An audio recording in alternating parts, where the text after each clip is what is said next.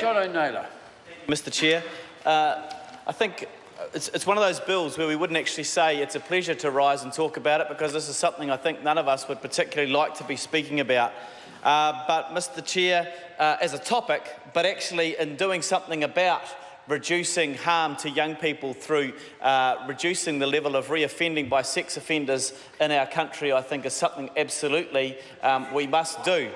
And I'm quite convinced, actually, that this can contribute to this. And I've heard it a number of times from across the House today is, how will it happen? Why do we think this is going to be of any use whatsoever? And I just want to take people back to a conversation I remember having in the smoko room at Child, Youth and Family 20 years ago, in fact. It would have been 1996, actually, I think, when it happened. And we were sitting around the smoko room talking about how useful it would be if we were able to identify and know who the previous sexual offenders against children were in our community. Because there was a couple of things that happen. One would be actually when you're placing children with a family in care. I mean, there are other checks and balances obviously in place in terms of vetting caregivers, but actually making sure that you weren't actually placing a child with a known sex offender is obviously particularly helpful.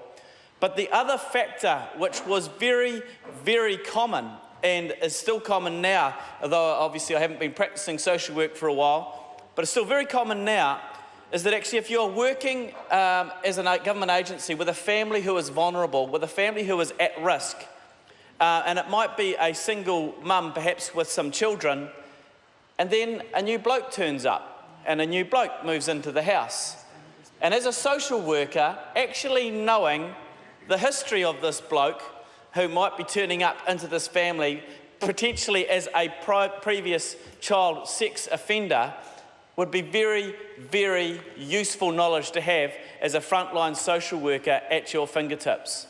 And so I've heard the people over the other side of the House saying, how would a register be useful? Well, I can tell you right now, that is exactly how it would be useful.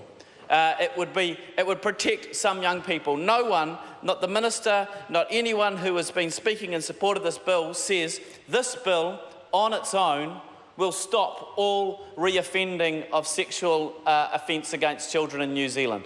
If only it would.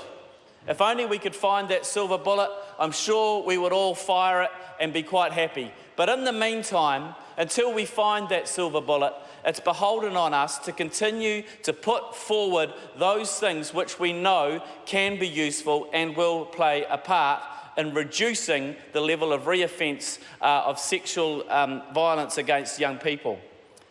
Mr Chair, I want to refer to the SOP that's been brought forward in the name of Derek Ball, who has claimed that the best thing we could do would be to put this out publicly.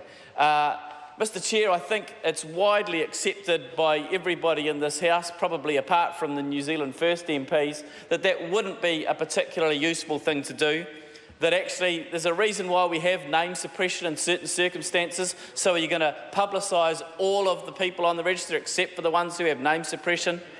And actually there's a presupposition in this that actually third parties or other people can't ever know what's on this list. Now, in this bill, it has been identified that in certain circumstances, this information may be released to a third party, such as a parent or a guardian of a child, where that's deemed to be appropriate in order to protect that child.